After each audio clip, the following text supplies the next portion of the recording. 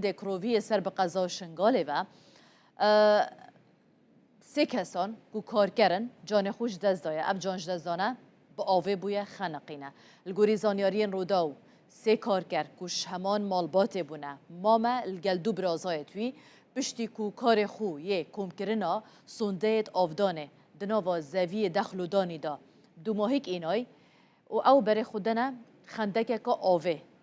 اف خندک آوه گوشبو کمکرنا آوا بیرن ین کیر هاتی آماده کرن 4 متره یا کیر بو نایلونی هات بو گرتن یک شوان به مرما ملوانی خود ها وجدت ناوه آوه دا اجبرکو خندک به نایلونان هات بو گرتن نشیا درکه و افکسه الپشتوی مام و برازاجی دچن دا کوی رزگار کن هر دو جی اجبرکو ملوانی نزانینه او جیت آوه دادچن اف هر سه کسه جان خوش دزدن او جی اندمه درخستنا طرمیوان هر سه کسا بون قربانی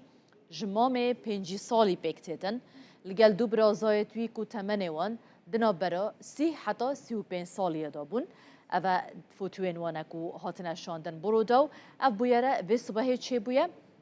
الگنده که قضا شیخان چه بویه لی او بخو خلک بعاجن بو کارگری الویناف چه بونه